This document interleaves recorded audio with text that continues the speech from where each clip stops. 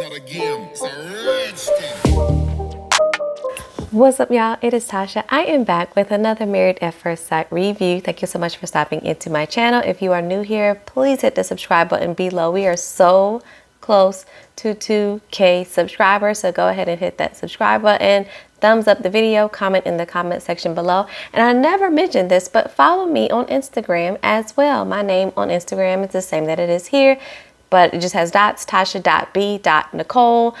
You get more of my personality there, all of my car concerts. You get my, workouts, the shenanigans with my kids and my dog, all the fun stuff, okay? Not the Married at First Sight stuff that's not on Instagram, okay?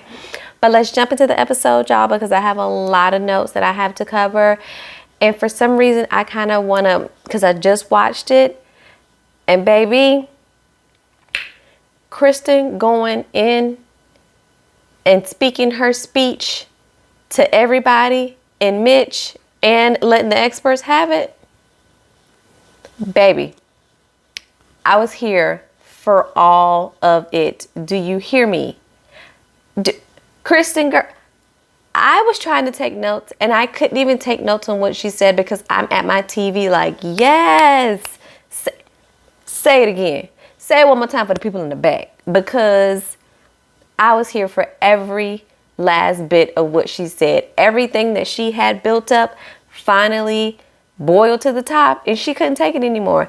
And I was so happy that she has now hopefully gotten herself all the way out of this marriage. I say hopefully because when you see the previews and they go on another doggone couples retreat, you see she is still there and Mitch is still there. So what is really happening here? I don't know.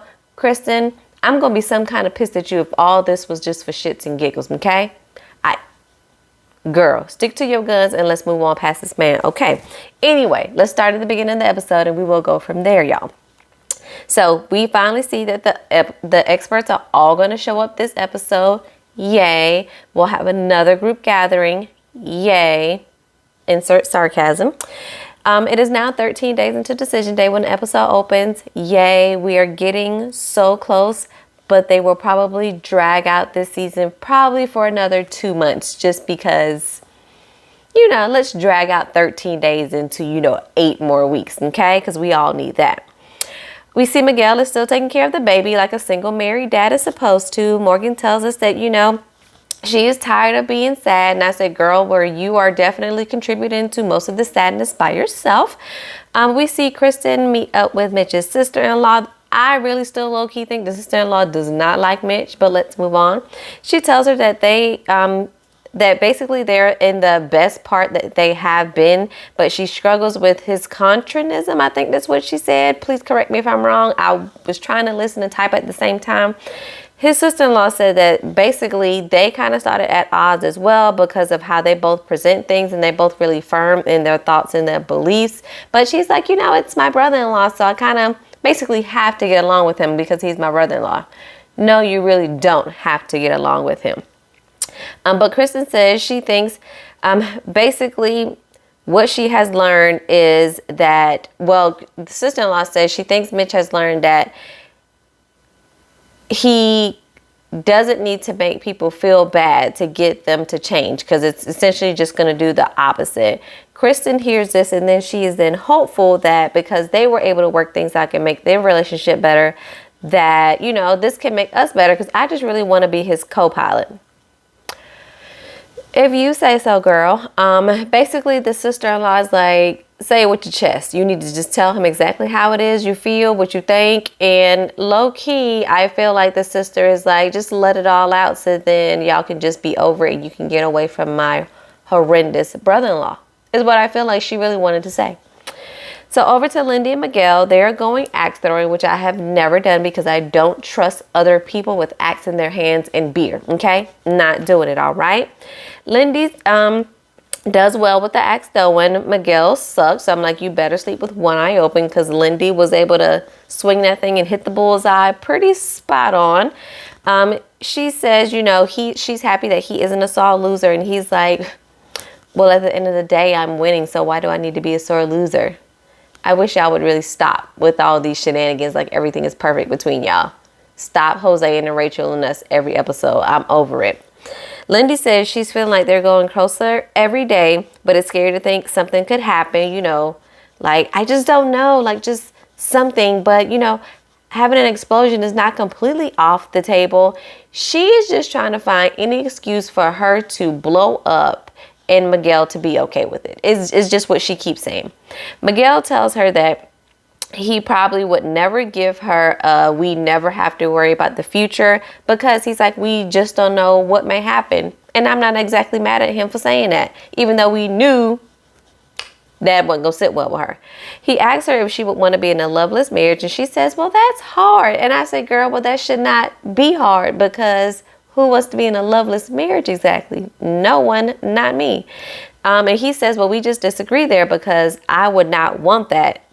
And of course, this starts to get her elevated. She starts to get stressed out, because anything that's not happy-go-lucky and cupcakes and rainbows makes, Lindy just a nervous wreck. I hope she is on some type of anxiety medication or seeing the therapist, child, because if not, she needs it, okay? She says that basically she hears if she isn't catering to him and doing what he wants, then he will leave. It's almost like a threat. And I said, talk of the reach, the way she had to reach and grab what she heard him say based on what he said. I was sitting here like, how did you get that from what he said? Because that ain't what he said. Ooh, child, this girl is going to do a number on any man, okay? So we then see Justin meet up with Alexis' male friend, the guy that I secretly think is in love with Alexis. Justin tells him, that being married is a beast, but they really have good days. He tells him about, the whole dogs and him having to let go of Maya, and saying that he decided to make that decision because it really makes Alexis feel safe and secure. So that's his job as a husband, to really make her feel comfortable. Okay, I guess. Justin says he's learned that they basically want the same thing, but because they communicate differently, it comes off as if they're just butting heads. Her friend says that basically it's the fear and pressure of everything that makes, the good times good and the bad times really bad, because they're such on this time crunch. He tells Justin that he is everything that Alexis wants, so they really just have to push past the fear. I guess. Justin says it's basically the same fear. It's a fear that she will quit on him, as every other woman has quit and left him. So he's kind of just almost frozen in the sense of, I don't want to make a move either way, because I'm afraid either way that, this may be the end of us at any moment. It's now 12 days into decision day. It's finally time for all the couples to meet with the experts. This is their last time meeting before decision day. We finally get to see Devon Franklin, who... y'all, I don't care what happened between him and Megan Good. People get divorced every day, but this man is easy on the eyes, and I'm not complaining that he's on my TV screen. Okay, let's move on. Dr. Pepper meets with Kristen and Mitch, and she says she's going to help them navigate some things that are worrying them. Kristen is like, so do I just give you everything now, bite size, little at a time? How we navigate? Because I got a whole laundry list that I need to discuss with you, okay? Kristen starts with Mitch and his environmental activism, and says, that she sometimes feels guilty for getting her iced lattes. And I was like, girl, that's where we starting? At iced lattes? Anyway, basically, she feels guilty because I guess she don't always remember her reusable cup, and Mitch is pitching a fit about it. But he's like, that won't make or break the marriage if you, forget your reusable cup. But it would make me happy to, see her put in a little bit more of an effort, because she's going to be the person by my side. And so what if she then decides to drink out of a plastic cup every once in a while? It is her business, not yours, okay? Kristen thinks they have basically an unsolved disagreement in regards to her wanting to flip homes, and Mitch starts to really look like, the look on his face was, here we go again with this BS. Yes, here we go again, Mitch. But she feels that they never close the door on it, and Mitch says it's basically all intersects with environmentalism. Mitch again. She is not a huge corporation coming in here to do gentrification across the whole neighborhood. She is one sole person that may come in and do one or two houses here in a neighborhood. Yes, there may be some people that cannot afford it, but there may also be some people that can come in and afford the house as is, but can't afford to actually do the improvements that need to be done to make the house livable, that she will do in flipping the house, Mitch. Like, You can't have it both ways, okay? You pick a struggle because you can't have both. And again, I'm just not concerned of why he's so invested in something that has not even happened yet. Like, she's saying this is a goal of hers and something she wants to do, but he's acting like it is happening now in the present. You don't know how she's going to feel about that later, nor do you know how you will feel about that later. So why are we making it such a big issue right now in the moment? Mitch says that a part of his work is not to blame individuals for societal issues, but Mitch, that's what you're doing right now. No? Yeah, okay. He says it's really a dark side to everything that we do. Well, if you know that, Mitch, you got to let some things go. You cannot control billions of people. We learned cause and effect long time in school. Everything that you do has an effect on something else. We know that as people roaming the earth, but are we all going to drink out of reusable cups and use cloths instead of napkins and, cloth diapers instead of disposable? No, we're not, Mitch. So deal with it, okay? Mitch really then asks her if she feels like she can be the type of person that really handle him reminding people that there are consequences to their actions. Kristen doesn't really answer, but then says that this segues into her final issue, and she really doesn't know. She then comes back and says she values synergy, optimism, and she really tries to only focus on the good, but what Mitch does really does bother her. She says she wants to be there for him, but it does affect her when he points out the dark side of things. Dr. Pepper tells her that she has grown so much in a short amount of time, so what makes her think that she won't continue to grow? But how much growth is Mitch having, Dr. Pepper? How much is Mitch accommodating her, Dr. Pepper? Why? Dr. Pepper, you starting to get on my nerves just as much as Pastor Cal, because I'm tired of y'all not holding the other person accountable. Just like you not holding Morgan accountable between what's going on with her and Ben, you are just letting Mitch just skate right on by as if Kristen is the one that should be making all the concessions for Mitch. And I don't like it. I don't. Mitch says that maybe she wants a partner that really doesn't think about those things. And Dr. Pepper makes a joke and is like, well, he hasn't showed up yet, huh? They all laugh. And I'm like, why is that funny exactly? I don't see the humor in that, because this is something that is important to her. And you're making it a joking matter as, well, you hadn't been able to find a man yet that doesn't have those things. So settle for the one that you have, huh? No. Mitch asks, what Decisions Day means to her since they put the brakes on sex and they have not said I love you, because y'all remember she said if they hadn't had sex or said I love you, that was going to be a hard no for her. Because Mitch says, basically what would be enough for him is that they're continuing to try, put in effort. He sees that, there's still potential there. So now Kristen starts to backtrack and says that basically I'm on the same page. I kind of just agree with whatever you say. I just kind of said that thing about sex and love because, it was really just the day after you had told me that you really didn't find me attractive. So it was basically an ultimatum you were trying to give him in that moment, Kristen, I guess. So they kiss and say they will both continue to do the work, but I do not believe either of them would just turn to be true towards the end of this episode.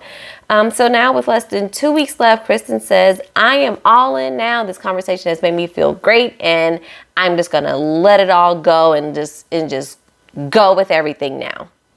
Well, we got less than 2 weeks left. Okay, Kristen.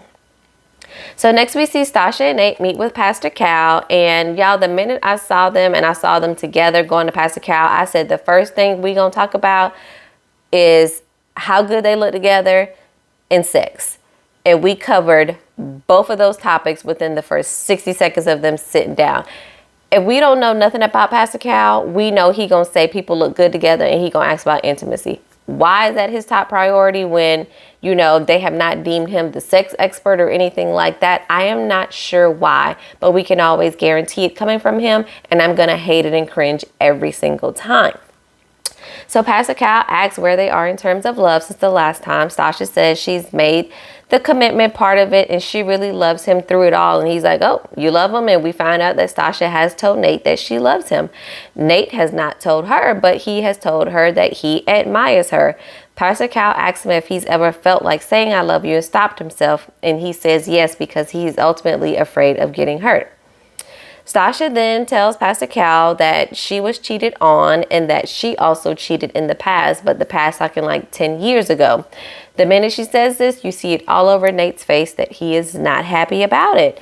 He says that it's a little disappointing because he sees her a certain way, and when he hears that she cheated before, that is alarming because he sees her as a great woman and cheating isn't a great thing.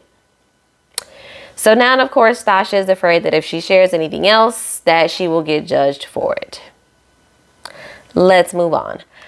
Miguel then meets with Lindy's friend, and he basically is asking for the dirt on Lindy.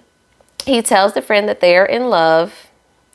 She asks if he has found out anything that will basically be a deal breaker, and Miguel says yes, and tells her basically about the baby situation and kind of how the baby was crying, and that he saw really how Lindy could probably not really control her anger, and she really goes quickly from A to Z, and the friend agrees, and I'm like, and nobody, she doesn't see this as the issue? That's the issue. Oh, okay.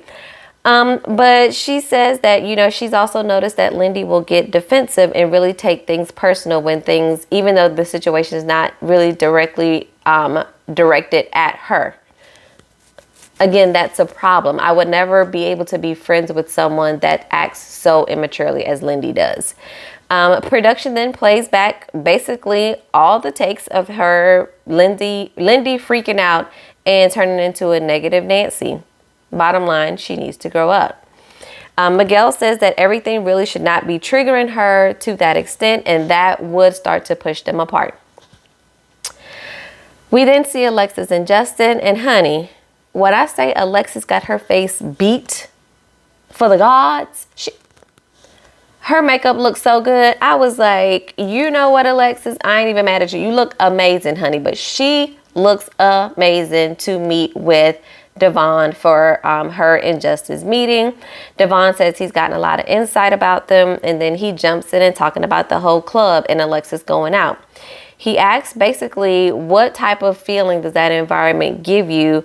And she says because she has such a stressful job that really going out gives her a lot of freedom, and that's what she likes to feel. And basically she says that kind of being in the marriage with Justin sometimes makes her feel smothered. And Justin is like, that's really not the guy I want to be, and I don't want her to feel that way. So Devon basically asks what marriage could look like to give her that same feeling as going out. And she says to do things together like hiking, extreme sports, taking trips. And Devon is then kind of asking Justin if he likes all these things. And Justin's like, yes, yes, yes, yes.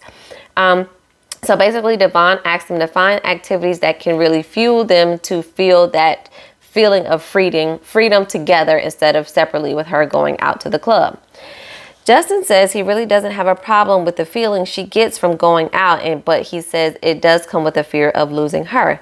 But Devon points out to him, well, that does not start or end in the club. That can happen, you know, tomorrow at church. That can happen the next day at the gym. You just can't control it, and you need to try to get rid of that feeling of feeling like you have to control her, because you can't. Devon asks about sex, and Alexis says she really wants to be dominated in the bedroom because she's really, you know, in charge at work and every other aspect of her life. So she kind of wants the opposite when it comes to intimacy. Justin says, you know, I'll give it to her if I give it back. Devon ultimately tells them to really stop trying to fix the mirror, which is, of course, looking at each other, and really try to go ahead and fix themselves, which I thought was pretty decent advice. So now it's time for Morgan and Ben to meet with Dr. Pepper. And I said, here we go. Let's get the party started. Okay.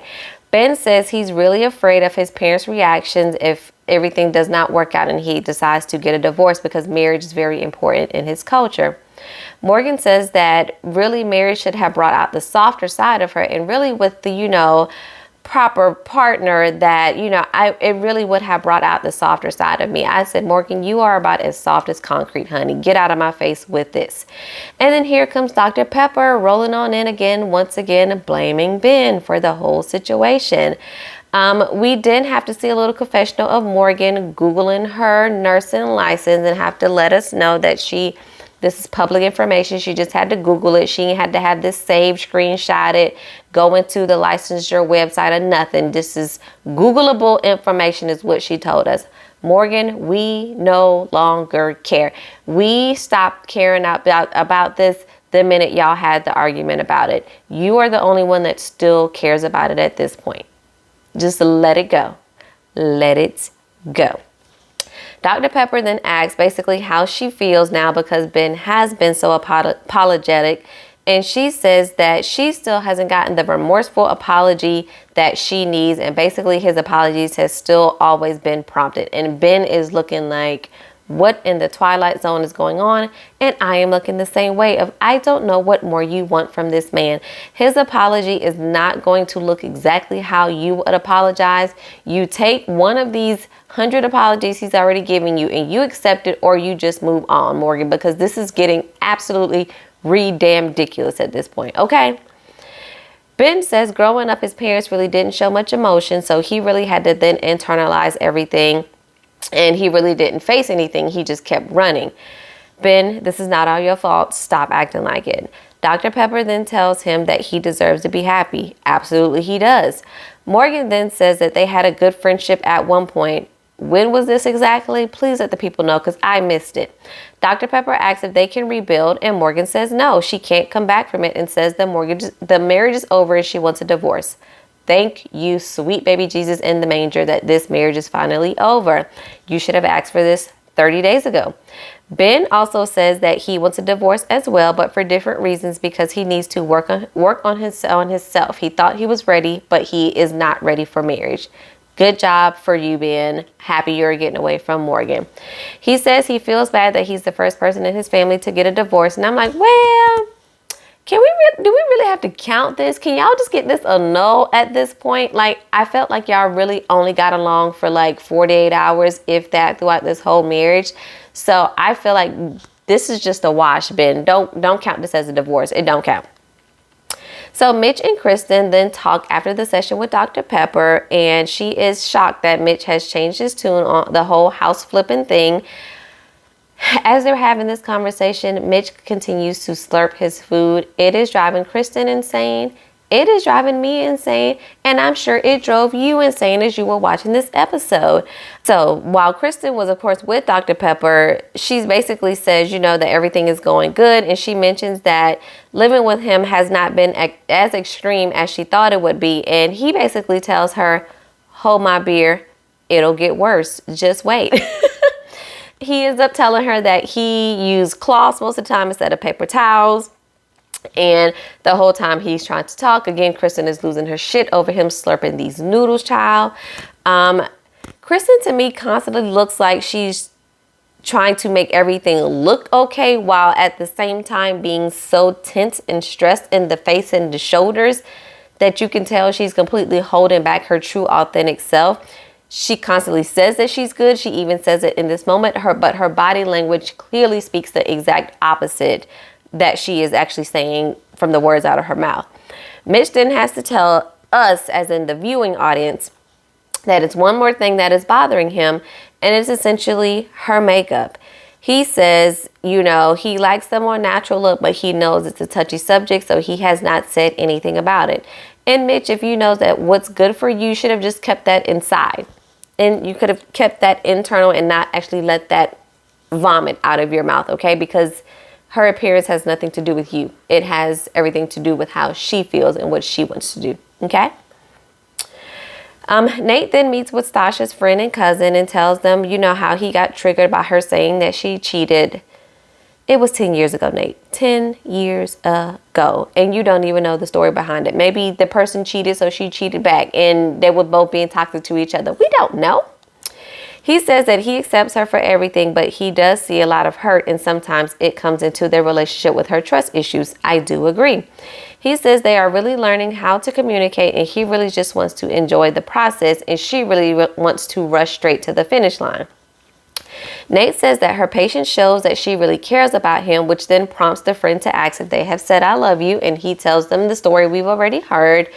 They say definitely if he doesn't say it, it will make her step back and close down if he does not say I love you. But again, I have been on Nate with this one the whole time. Y'all have only known each other about 6 weeks. You don't truly know if you love somebody. You know you just like them a lot and you feel like it's love, but you don't know if it is truly love. So just hold tight. I would rather you be reserved in saying it than you say it and then you start taking it back because things are not going your way, because that truly is not love. So I'm team Nate on this one. 11 days until decision day, we see Stasha meets with Nate's friends who, why she is wearing this 2000s white eyeliner on her eye, I don't know, but I just wanted to take it on off, okay? His friend says that, you know, he seems really happy when they talk to him, but she says that she then tells them that he has to stop himself from saying, I love you, even though he kind of feels it. His friend says that he's known him for about 15 years. He has only heard Nate say, I love you to his family, and they have never really seen him in a relationship. Stasha says that it's surprising that he's in his 30s and never really been in a real relationship or in love. But I thought she already knew this. Am I mistaken, or did we know this and she didn't know? I thought this was well-known information to everybody, but maybe not. So they really tell her that him expressing his feelings is not natural for him, but he realizes that she is really going to be there for him, just be there for him, and he will continue to open up. She says she does not want to be in a loveless marriage. Loveless marriage, I guess, is the theme for the episode this week, okay? And I'm just like, Stasha, you acting like y'all have been married for years and this man has not said, I love you. It's been 6 weeks. Pipe down. She tells them that Nate really won't do the things that the expert has told them. And I'm like, now, Nate, how you gonna get advice from the experts? Well, I mean, is the advice from the experts really that great?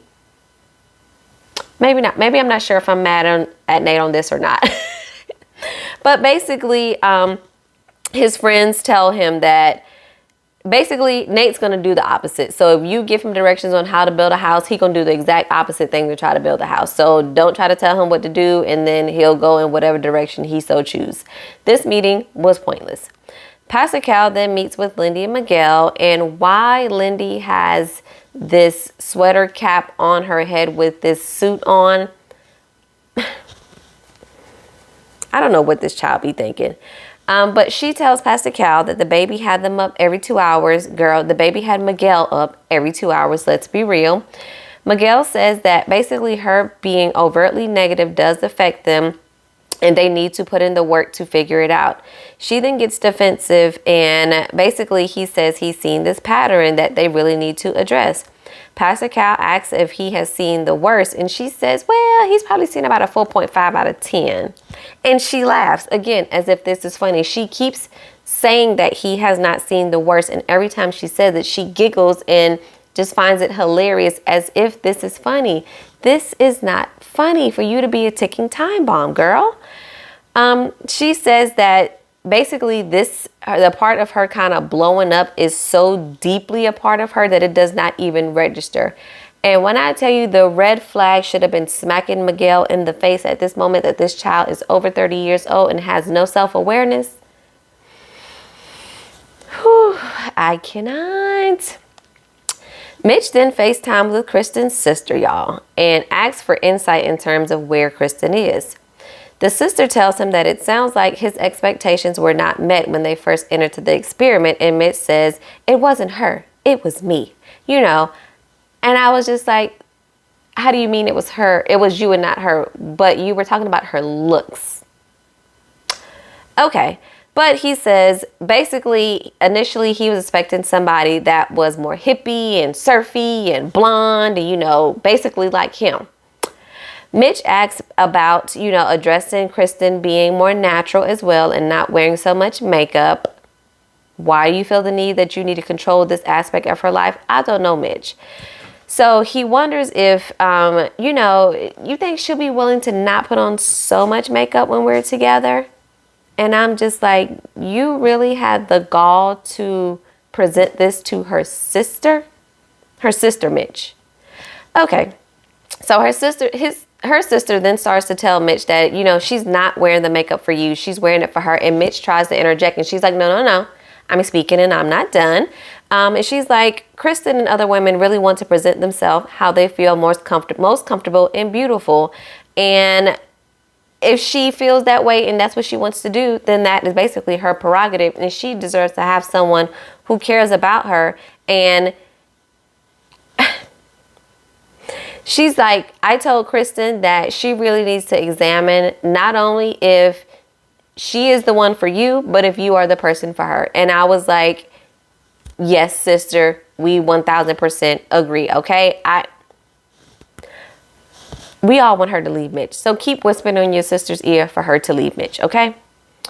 So the couples meet up for a day of games, pool, volleyball. Of course, drinks are involved. Kristen and Morgan, we see them talking. Kristen says that basically she is taking everything back and she is just trying to keep the peace at this point because her sister has told her what the F Mitch said, as a sister should. Okay. She says that it's so inconsiderate to try to get her to basically get advice on how to change her look. Miguel, as they get together, gets the party started and asks how their visits went with the expert. And Morgan tells the group that they decided to get a divorce. Nobody is shocked. Ben says he plans to continue therapy and maybe this is the end of San Diego for him as well. He may be moving to just start over. Morgan says she did what was best for her and Ben just wasn't the partner for her. And she has to tell everyone that, he asked if we would be friends. I could never be friends because I just don't trust him. Morgan, I don't know if you're doing all this thinking that we, the public, are going to be on your side, but we're not. We're not. We really can't stand you. We are not on your side in any of this, okay? But Ben says he would still be friends with her, and I want to say, no, Ben, no, you don't need her in your life. Stasha then tells them that their visit went well with Pastor Cal. Lindy and Miguel said that things are good, and I said, okay, we're going to continue to play this game with the two of y'all. Okay. And we're not even going to talk about the comment that Miguel made when they talked about the baby, and Lindy said the baby had, a little eggplant. We're not going to talk about what Miguel said because that's neither here nor there, and why he would say that, I don't even know.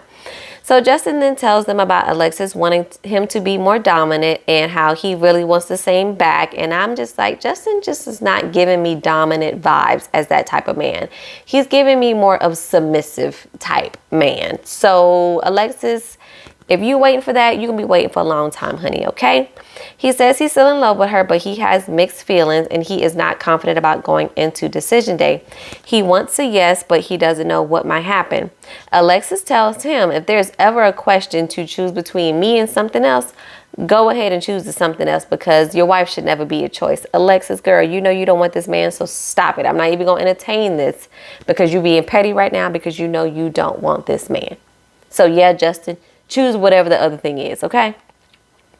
Mitch then tells them about the Dr. Pepper visit and says that basically she just gets him and Kristen, and Kristen is just looking and smiling and playing along and just waiting for her right moment to pounce on him. Then here comes Alexis with saying, I'm so happy to, kind of hear that y'all have overcome this thing because I know you were kind of bothered, by maybe her appearance and the makeup and all of that in the very beginning. And I said, production, y'all know Alexis don't care. So y'all gonna whisper the bug in Alexis' ear so that she can basically be the guinea pig in the group setting with everybody to make this information known. Because as she's saying it, they're like asking around other people. The other couples are like, no, I didn't know about this. I hadn't heard about this. I didn't know. But yet Alexis and Justin know because production have told the two of them so that they can then bring it up in this group set.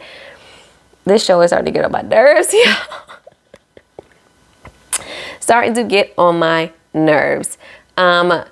Morgan is just sitting over there and she's like, yeah, I've heard it too. Yeah, Morgan, we know. You just want somebody to be just as unhappy as you are in this moment, okay? Miguel asks if they really started talking about decision day, and Kristen says she thinks they are both undecided as she's been wondering if she can be the wife that Mitch wants. She says that she thinks her needs may actually be bigger than something that can be met in the next 2 weeks. And child, Nate and Sasha is over there cuddling and gossiping. And they like, you think they're going to make it? And it's a no for me, dog. It ain't happening between the two of them. So we then see all the experts show up at the pool party because they said they've been listening. And now, it's time to just move forward with the 4 couples since Ben and Morgan are out. Devon asks Alexis if she can make it easier for Justin when it comes to the intimacy, and she says yes, that they actually just had a conversation earlier that day about her, making it a little bit easy, and she said that she will, but she still in turn needs him to still step it up a little bit more. And I'm just like, why does Justin seem to be so afraid in this aspect if all you could talk about was women wanting you and wanting to see your eggplant, but now that you got a woman that want to see your eggplant, you don't want to show it? What is happening here? Okay. Dr. Pepper then goes on to Kristen and Mitch and asks what happened, and she talks, basically Kristen tells her about the convo that she had with her sister, and she learned that maybe she really was not over that initial rejection that she got from Mitch in the beginning. Dr. Pepper says, I thought there was a big change that happened based on the conversation that we've had, what happened. So Mitch is like, oh, I'm having a hard time really remembering, but, I kind of might have said something that I like her more in her natural state. Mitch, you know exactly what you told this girl's sister. And for you to think that her sister was not going to come back and tell her was foolish of you. That is her sister, okay? Her sister. All right. Mitch then keeps saying he's attracted to her. And Dr. Pepper is acting like, oh, yeah, he is attracted to you. Just because you're saying the words does not mean we or Kristen believe the words, okay? This is absolutely pointless. Kristen is just like, let's just stop right there. She's like, this is embarrassing. He really took a moment to get to know more about me from my sister and instead used that to try to change me and wish that I was somebody else that I wasn't. Dr. Pepper says that she thinks this is a conversation that they can have and they can really get through this. And Mitch does find her attractive. Stop saying that, Dr. Pepper, when this man is still trying to change how she carries herself and looks to find her more attractive. Stop putting words in his mouth that he is not actually saying and meaning. Stop it. Kristen then puts her foot down. She says she is tired of getting him to try to accept her. And she's like, I came in this thing a full woman, and now I'm realizing that I am like basically breaking up pieces of me, and I'm not the same woman that I was before, and I can't do this no more. I cannot do this anymore, and I am done, is what she said. And like I said in the beginning of the video, I was so excited when she said that, and I really wanted her to get up, drop the mic, and walk away at that very moment, okay? Because she really does not need to be involved with Mitch anymore. Dr. Pepper says she is sorry, and Kristen is like, I don't need the sorry from you. I need the sorry from him. Child, Mitch acting like he was completely blindsided and is looking around like, what did I say? What happened? How did we get here? You know exactly how we got here and what happened, Mitch. Please stop it. Please stop it. You continue to talk out of both sides of your neck and acting like we're not going to hear both sides. Child, I'm over it. Mitch says basically he has not forced his will on her or asked her to change anything during this whole time, so he isn't sure what happened. Mitch, that's exactly what you tried to do, sir. What is wrong with you? What is wrong with you? Child, I am over these two, but that is how the episode ended this week. We see that there will be another time that the couples will get together and will be a retreat. Y'all, I am so tired of these couples getting together. Do you hear me? I am so tired of seeing them together as a group. I really hope Kristen meant what she said and she actually leaves Mitch and she does not let him talk her into trying to make this work yet again for the last couple weeks that they have left in this experiment, y'all. Whew. I'm so sorry this was so long, but please leave your thoughts below. Let me know what you guys thought about this episode, and I will catch y'all next week. Peace.